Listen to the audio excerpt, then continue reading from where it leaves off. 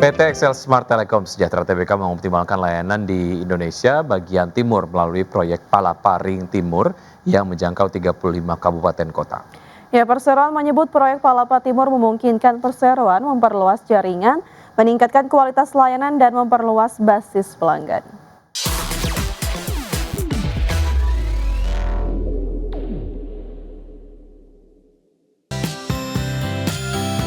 PT XL Smart Telecom Sejahtera Tbk mengoptimalkan layanan di Indonesia bagian timur melalui proyek Palaparing Timur.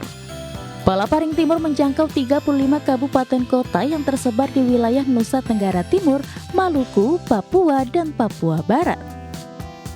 Proyek ini memiliki panjang kabel serat optik sekitar 8.454 km dengan nilai proyek mencapai 5,1 triliun rupiah. Kebutuhan layanan kapasitas bandwidth di wilayah timur diketahui cukup tinggi, khususnya pada jalur Kupang ke Waingapu hingga ke Bali dan Nusa Tenggara Timur. Dengan terpenuhinya kebutuhan kapasitas backbone, layanan perseroan menjadi lebih optimal tanpa kendala congestion. Dari sisi availability dan sustainability, layanan Palaparing Timur disebut perseroan sangat baik. Dukungan ini memungkinkan perusahaan memperluas jaringan, meningkatkan kualitas layanan, dan memperluas basis pelanggan. Seiring dengan meningkatnya kunjungan wisatawan, kebutuhan akan kapasitas dan kualitas sinyal telekomunikasi di wilayah timur Indonesia juga terjadi peningkatan. Jalur konektivitas yang menghubungkan Kupang dengan Waingapu hingga ke wilayah Bali dan kawasan NTT menjadi salah satu lintasan strategis dengan pertumbuhan traffic data yang cukup tinggi. Berbagi sumber, IDX Channel. Harga minyak melambung sekitar 7% pada perdagangan di hari Senin dan berakhir di level tertinggi sejak 2022 di tengah meningkatnya kekhawatiran gangguan pasokan akibat perang yang melibatkan Amerika Serikat, Israel, dan Iran. Lonjakan harga sempat mencapai hampir 30% dalam satu sesi perdagangan setelah Arab Saudi dan sejumlah anggota OPEC memangkas produksi selama konflik yang terus meluas.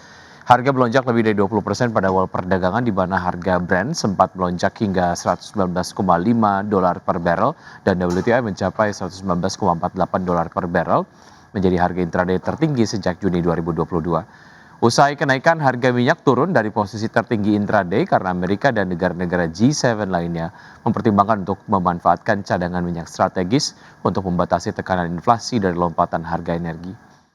Pada akhir perdagangan, minyak mentah berjangka Brent ditutup melonjak sekitar 6,8% ke level $98,96 Amerika, sedangkan minyak berjangka West Texas Intermediate naik 4,3% ke posisi $94,77 per barrel.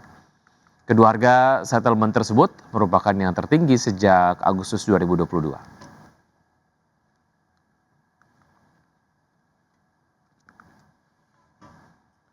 Ya, memanasnya konflik di Timur Tengah memaksa Bank Sentral Global meninjau ulang arah kebijakan moneter. Selain menyebut situasi ini dapat menjadi ujian baru bagi ketahanan ekonomi global, Dana Moneter Internasional atau IMF mengingatkan para pembuat kebijakan untuk bersiap menghadapi kemungkinan terburuk.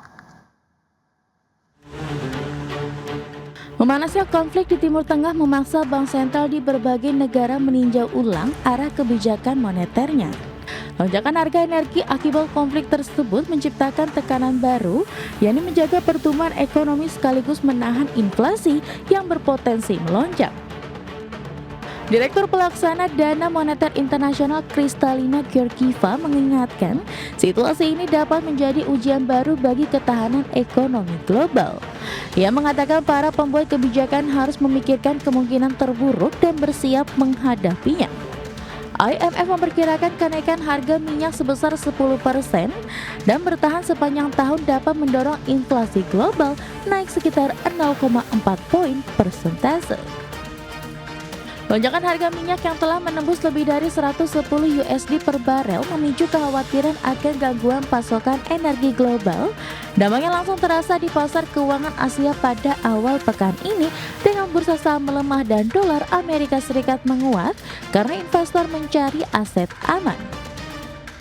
Bagi banyak bank sentral terutama di negara berkembang Asia, situasi ini menciptakan dilema kebijakan. Rencana penurunan suku bunga untuk mendorong pertumbuhan kini menjadi berisiko karena kenaikan harga energi dapat mendorong inflasi sekaligus memicu arus keluar modal.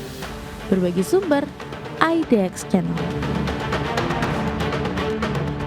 Selanjutnya update dari bursa global, pemirsa bursa saham Wall Street berhasil pulih dari aksi jual tajam dan ditutup lebih tinggi mencatat rebound di jam-jam terakhir setelah Presiden Donald Trump mengisyaratkan bahwa perang dengan Iran mungkin akan segera berakhir.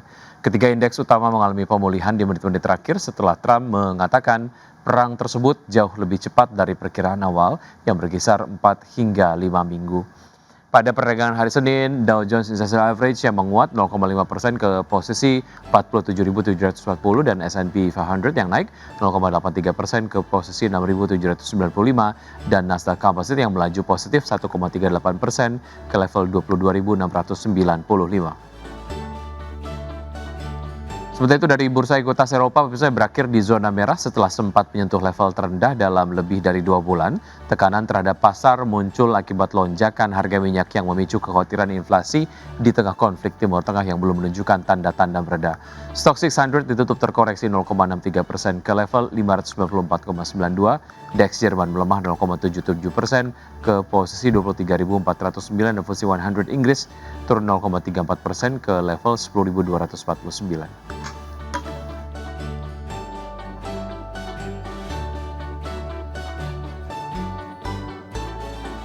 Perusahaan emiten pariwisata PT Pembangunan Jaya Ancol Tbk memproyeksikan momentum libur Lebaran 2026 akan berkontribusi sebesar 6% terhadap pendapatan tahunan perseroan. Ya, Corporate Communication PT Pembangunan Jaya Ancol Tbk, Daniel Widrian Moko, mengungkapkan bahwa perseroan menetapkan periode libur Lebaran pada 19 Maret sampai 3 April 2026. Adapun target pengunjung yang dicanangkan sebanyak 600.000 orang selama periode tersebut. Angka ini mengalami peningkatan sebesar 10% dibandingkan periode libur Lebaran tahun lalu. Dengan demikian, perseroan memproyeksikan kontribusi pendapatan sebesar hingga 6% dari momentum libur Lebaran 2026. Meski demikian, perseroan tidak menutup kemungkinan ihwal kondisi ekonomi yang kian tidak pasti.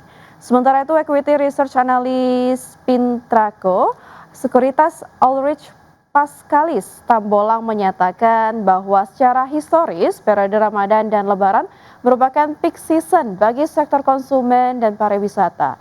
Hanya saja ia memprediksi kontribusi momentum Lebaran terhadap pendapatan tahunan tidak akan jauh berbeda dibandingkan dengan tahun lalu.